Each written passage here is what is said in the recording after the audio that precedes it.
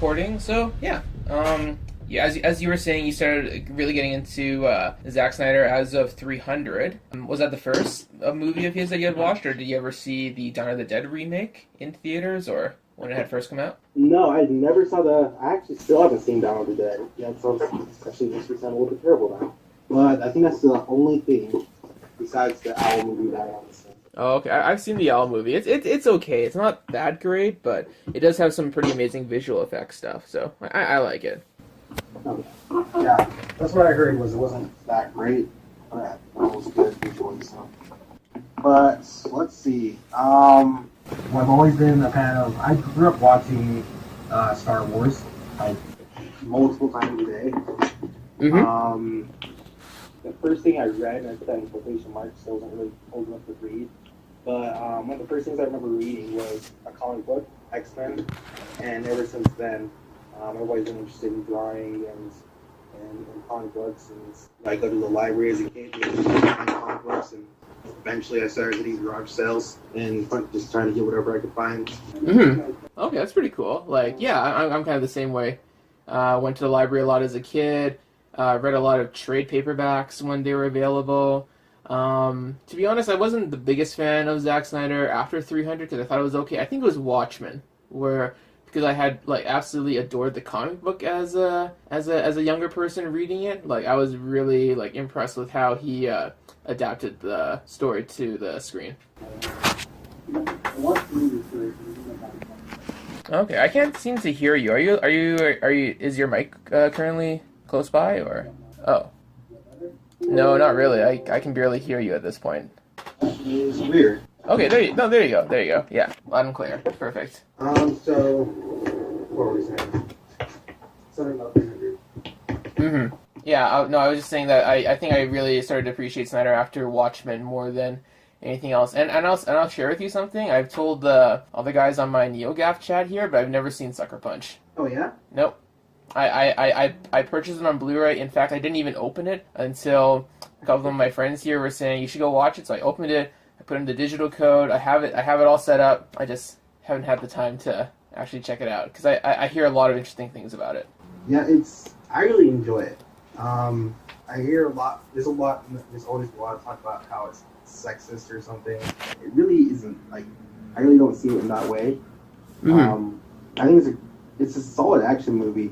It's not his best as far as action scenes, but it makes you think, like per usual with his movies. It makes you think, and it forces you to contemplate the themes and what's actually going on and within the characters' minds, I guess. Yeah, exactly. Like it's kind of like a look into the conscious versus the subconscious and how they kind of like look at things on an internal psychological level type of thing, which sounds really cool. Yeah, like not really Inception before Inception, but it's kind of around along the same train tracks as that. Let's see, but so I got you asked about the subreddit, how I got onto the subreddit. So I guess it started with BBS because so after I saw the movie, my first impression of it was it's good, and I was excited for Justice League, but I have problems with some of the things where I thought I had problems because I really let the reviews from other people really set your initial impressions. Yeah, it made me like I was looking for things like bad editing or bad writing or whatever, and so instead of thinking about what was actually trying to be shown to me and what I was actually hearing and figuring it out for myself, I was just dismissing it as it's just bad writing. It's very vague, and I wanted just to be told what's happening. So, but it was after that, like I started trying to think about it more, and I remember laying in my bed after the movie because I couldn't sleep because I was, like I said, I was really excited. And I started thinking about the movie, and like all these things started clicking for me. And it was then I was like, well, I got to figure some of this stuff out. So I started looking at reviews and some of the analysis that were coming out, and so I just kind of went down this rabbit hole of podcasts. I'm still in it, but yeah, I just went down this rabbit hole, and eventually I got to Reddit somehow. And was it all those analysis videos and all those kind of like GIFs and memes about Martha and all that stuff that kind of drew you in, or? I can't really. At first I was just looking for good reviews. I mean, just trying to explain just trying to look for something that would explain to me what went wrong with the movie. And then I started hearing all these things where people who were English professors or something like that, they were talking about it and saying how brilliant it was. And I was going, well, I didn't understand that. So, I started listening to them and figuring it out. And it really helped me. The movie itself has really just helped me to understand filmmaking in general, which is something I've always been interested in. Exactly. But, okay. Yeah, it was just something like that, yeah. And that somehow led you into joining the subreddit Discord chat eventually, because that's kind of that's similar to what I did as well. Because I think earlier on, you were able to get into the public chat without having any sort of like need for vetting, so you could just kind of like click on it and you would get in, right? So yeah, that's pretty cool. What about you? Yeah, so for my story, I'm kind of the same way. The crazy thing was I was set to see BVS on the same day that the reviews came out, on the Wednesday, like the day before, because my friend and I had actually flown all the way to California, not just for to see family and to stay with them, but also to join my friend's birthday party and to go see BVS on the Wednesday midnights. So Yeah, it was Wednesday. Yeah, exactly. So I read the reviews. I was super disheartened. I wasn't sure how to feel about it. I go in to watch the movie. I actually started crying because there were some really like strong emotional moments in that movie, and I thought overall it definitely had problems. Like there were definitely some weird jump cuts and editing and story issues, and I wasn't the biggest fan of Eisenlex when I first saw the movie. But overall, I had really enjoyed it. And even my cousins and all my friends, they had also read the reviews, and they're like, it's nowhere near as bad or as horrible as the reviews were saying it was. So basically, I came home, I wrote a 23-page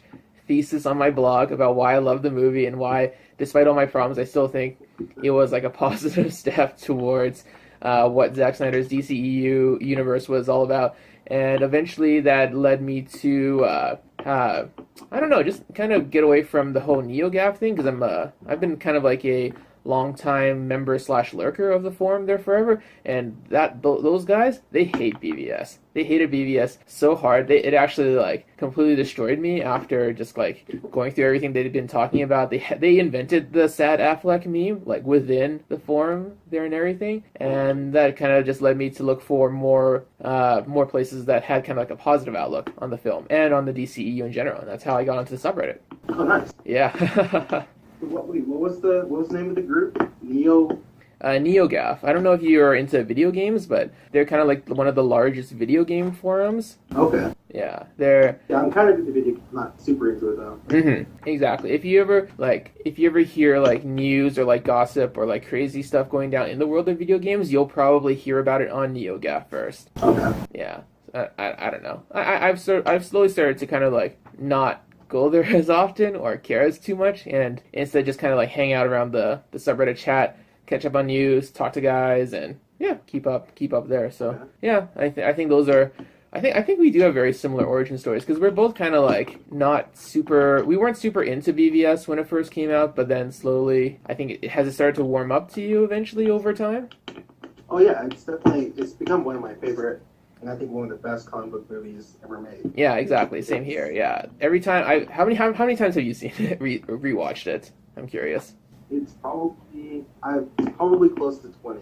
20? Okay. I'm kind of a weirdo. Like I just realized this the other day, but I like at least on a weekly basis I watch the trailers again, and like I'll watch reactions or something. I still listen to the music at work. I'm still listening to just like analysis and reviews of it. Do you also listen to Justice League Unlimited podcast? Just Justice League Unlimited or Universe? Universe, sorry, yeah. Yeah, Universe and Man of Steel Answers. Yep, Man of Steel Answers. I also listen to Suicide Squad cast, Holy Bad cast, pretty much like all the very, like, mostly, for the most part, pro DCEU chats. I used to listen to a lot of Batman on Film, but I don't know, they were starting to grate on me after a while. Yeah. Yeah. So that's basically the people I listen to as well. DC on Screen is another good one. Oh, okay. I'll have to give them a check. Yeah. So I actually have a funny story you're bringing me up. Okay. So you're talking about how there are some emotional parts in BBS every time you watch it, and I totally agree. Like the opening scene and the Martha scene, him tearing up. Exactly. Like Martha scene, I was kind of like just sobbing, like, because it kind of just hit me that the whole movie was setting up towards that moment. Yeah, and it was like, so I went to go see it on like a work event for like a reward for doing volunteer work for where I work. Oh yeah. And so there's a bunch of us there, and I was sitting next to my friend, and my brother was on my other side. And so the Martha scene is going on, and it's like super emotional for me. And in my head I'm thinking, well, what other reason could two superheroes have for not to stop fighting than the love of their mothers? And suddenly my friend turns to me, and she goes, "Oh, their mom's name's Martha." And it just hit her right there. Yeah. No, but she was giggling as she was saying it. So she's one of those people. And it took me so far out of the movie that I really couldn't appreciate that scene until the next day when I went to go rewatch it. Man, your audience, that sucks though. That some people just kind of like look at, oh, because their moms have the same name, that's why they stop fighting. But to me, it's always like, because in the beginning of the movie, his dad dying, before he dies, he says Martha. So it's more of like, what is the last thing that his father said before he died? That really kind of struck me, because it was the whole Martha thing, right? And yeah. I think that's kind of, it feels like a lot of people who don't like that Martha scene tend to not like the movie overall, compared to people who, even if they don't like other parts of the movie, if they kind of appreciate the Martha scene, they'll in general like the film overall. That's kind of like what the impression I get from all of my friends who I've asked about whether they like the movie or not. And let's just say that as someone else who's also pretty obsessed, I'm currently on my 10th time rewatching it. I'm pretty obsessed with talking about the movie whenever I get the chance. Yeah, my friends kind of have learned to kind of tune me out.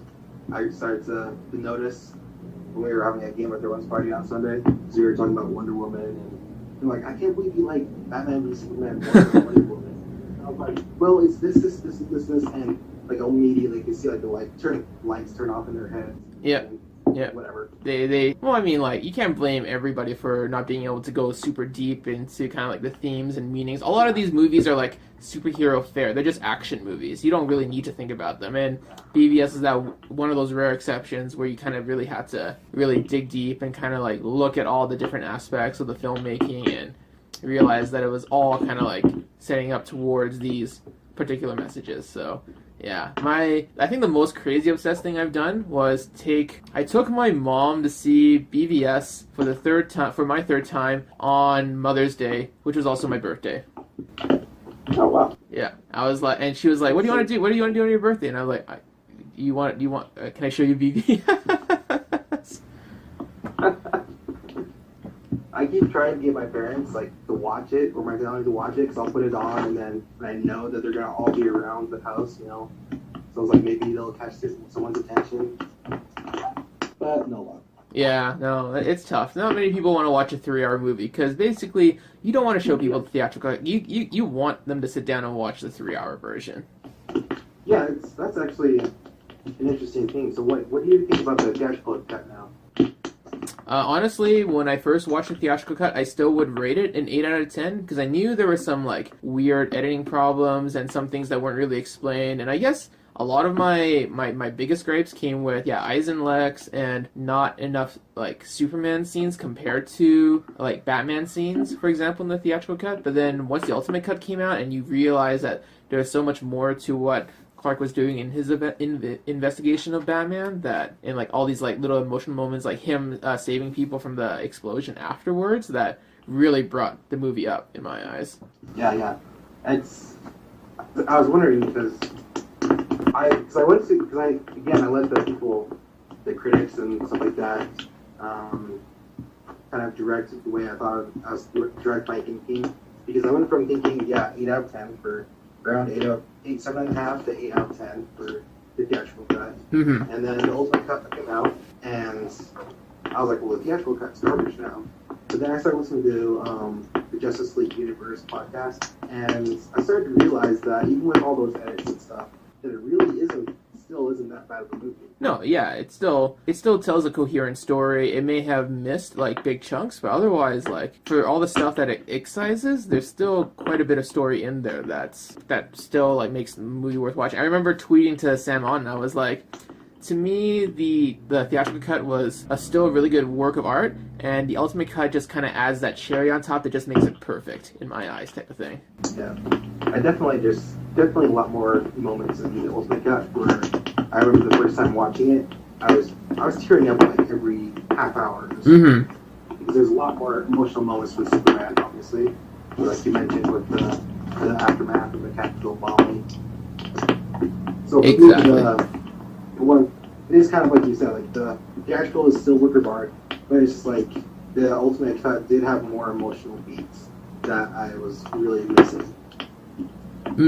Yeah, exactly. So yeah, I think would you say that BVS is probably the your favorite of the current DCU films out right now? Because that would be mine for sure. It's a battle, really, with Man of Steel. With Man of Steel too. Yeah, exactly. Man of Steel is probably my second favorite as well. And yeah, they swap spots because like I'll watch Man of Steel and I'm like, oh, of course this is the best comic book movie or DC movie that's out right now. Mm-hmm. And then I'll watch Batman v Superman and it's like, well, no, this edges it out a little bit. So it's a give and take kind of thing.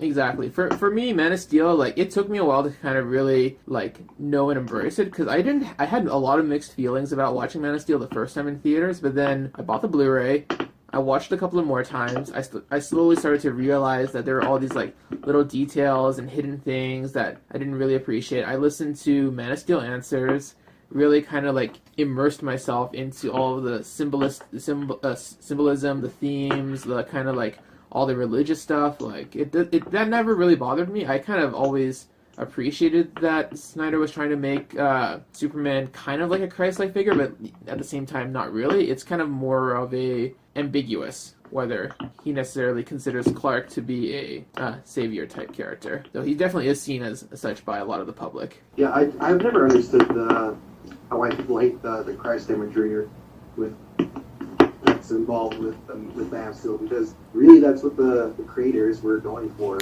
with the whole story. It was with the kind of like that Jesus and Moses kind of metaphor type thing.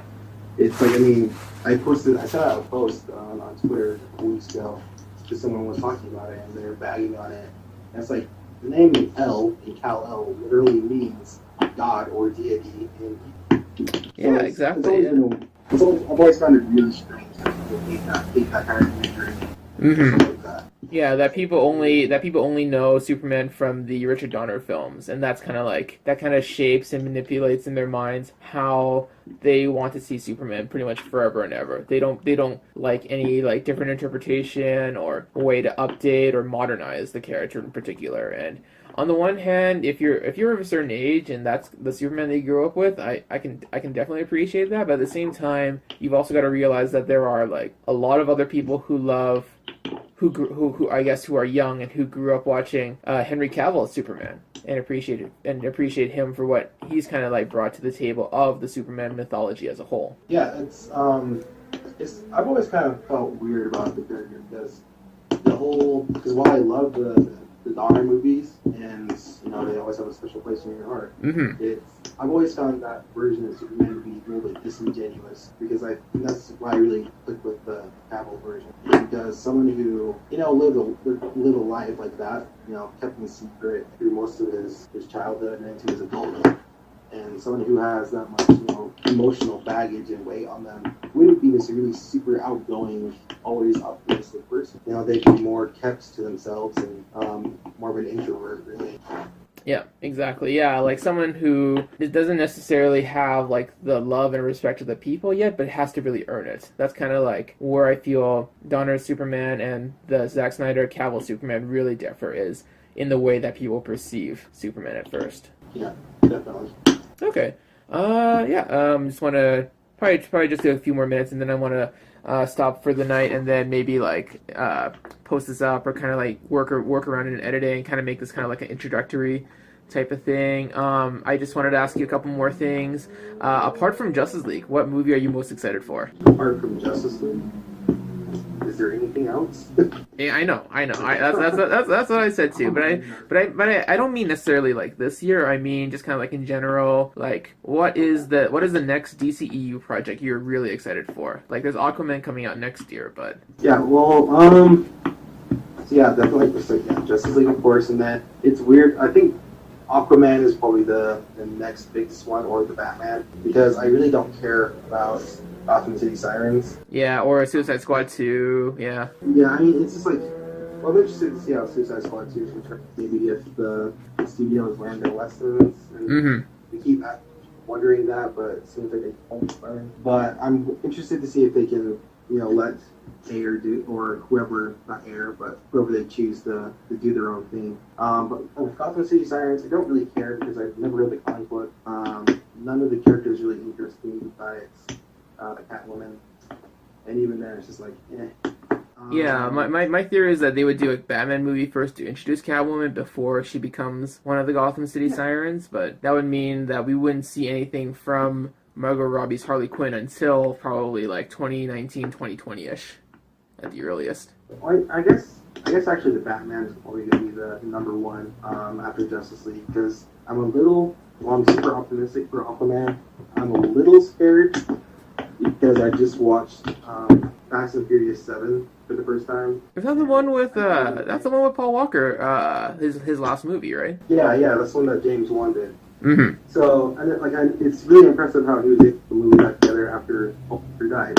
So all that's impressive, but the movie sucks. I do not like it. So it makes me a little bit less enthusiastic for Aquaman, but I like everything that he's saying about how it'll be like a swashbuckling adventure with horror aspects. But I think since I am a big fan of the 8 movies, that I guess I am just more excited for what Reeves can do with Batman. Oh yeah, absolutely. Yeah, I saw War last week. It was pretty amazing. I'm really excited to see what he can do with I guess Ben Affleck's Batman in terms of giving him that characterization and emotional pathos that he's given to Caesar for the last 2 movies, which I'm really excited to see. I'm also really excited for the rumored Justice League Dark movie, because I think that's a really cool angle into the whole world of magic that Marvel hasn't been able to really do, I guess, until Doctor Strange. Just to kind of like have those characters like John Constantine and Zatanna and Deadman kind of all be a part of the DC Extended Universe, and I was super excited when Doug Liman was originally going to be on the project, because I'm a really big fan of Edge of Tomorrow and some of the other movies that he's done. Oh, yeah, but yeah, now that he's gone, I don't know. I'm still looking forward to it, but it just doesn't seem like something that we'll be seeing like in the next maybe 3 or 4 years type of thing. I'm really hoping we get an announcement for The Flash at Comic-Con. I feel like there's something coming for that. Have you seen the Warner Brothers banner that they kind of like posted, or like they kind of showed with all like it's kind of like the yellow, purple, super multicolored, almost neonish type of logo that they have? No, I haven't. Okay, yeah, I think it's on the subreddit, but it kind of evokes shades of like Flash, Gotham City Sirens, a lot of things. It's really colorful, but it's not like the same neon that Suicide Squad had. It's not that, luckily. So I'm gonna go on a small rant, but I am so sick of the whole color thing. Like, it's like a theme that even Marvel has been doing. It kind of goes into the whole '80s look.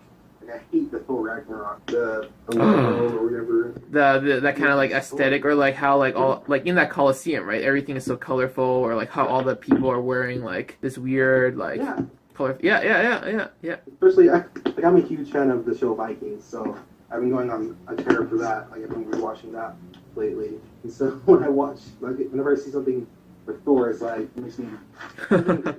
It's so distant from kind of like the realistic look of Vikings and Norse mythology that you've probably seen with the show in particular. So yeah, no, I definitely understand there. I don't know. I never really got into any of the Thor movies, so my biggest excitement for it comes from the director, because I think he does a lot of great comedy and has a lot of great comedic chops. But then at the same time, I'm just like, do I really want to see that much comedy in a Thor movie? Especially knowing what the last 2 movies were kind of like, and it's like, maybe not. I'm actually like, Thor is actually probably one of my favorites.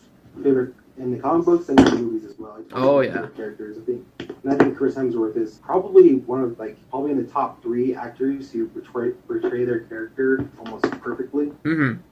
So yeah, all of that, like, I've always loved the Thor movies, even Dark World. It's a mess, but I still always enjoy it because I love Norse mythology and all of that. Mm-hmm. But yeah, I've become a little less enthusiastic for the movie, but I'm still looking forward to it. Oh yeah, definitely. Yeah, I'll probably still watch it like week one. I know a lot of people here like on the subreddit chat or on the GAF chat may not be super excited for it, but I'll still watch it. Like I have a couple of friends who really love the Thor movies, so they'll drag me, and I'm sure I'll somewhat enjoy it. At least hopefully more than Doctor Strange. That's the one where like you, I went to a work event to watch it, and then I came out of it feeling like, even though I didn't pay any money for it, I still feel like I wasted my time. I didn't think it was that bad, but I thought it was good.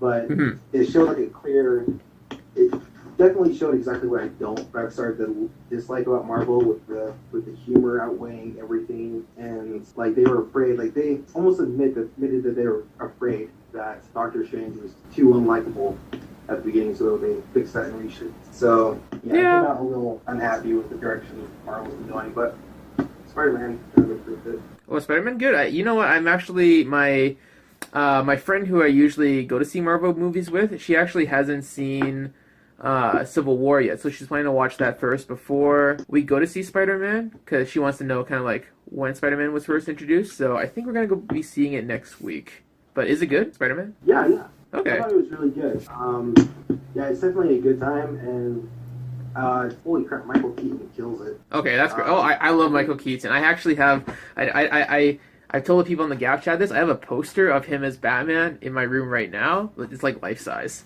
Like I am obsessed with anything he does. That's great to hear. I'll definitely have to watch it then. Okay, it's good to hear. And yeah, so on that note, we'll probably end it for the moment now. I just wanted to maybe like quickly ask you, what do you want to do for a podcast topic next week? Do you want to talk about the stuff that we'll see at San Diego Comic-Con this upcoming weekend? Sure. Okay. Yeah. That'll probably take up a lot of time. So my goal is to like gather all the new stuff, kind of like make a list, and then we'll kind of like chat about each thing one by one. Are you okay with talking about maybe some of the new comic stuff, or maybe even some of the new animated news we might be getting from this weekend? Yeah, I'm into it all. So. Okay. Yeah. Perfect. Me too. There's that list that Warner Brothers has sent out that kind of like lists all their panels for San Diego Comic-Con, and there's so much every day.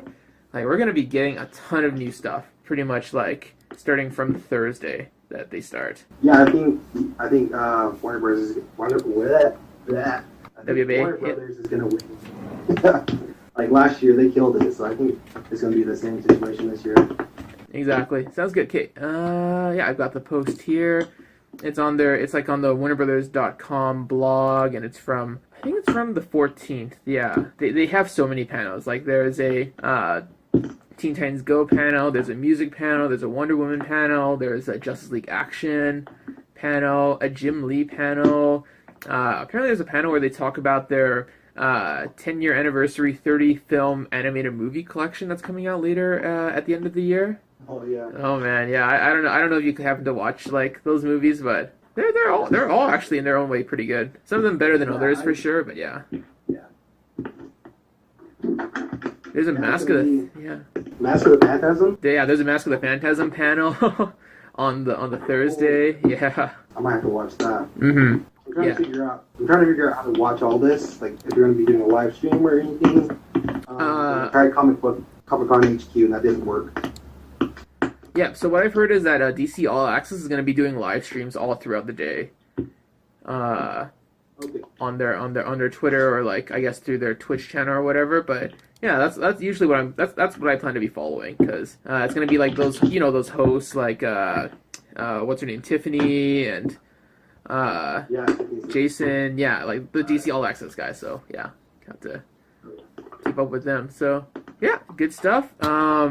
Glad to had to kind of start off on a strong note there, and we'll probably hear a lot more from Warner Brothers, DC, and the DC films in the next couple of days. So until then, any last words for tonight? No, I'm done. Okay, sounds good. All right, I'm gonna stop here.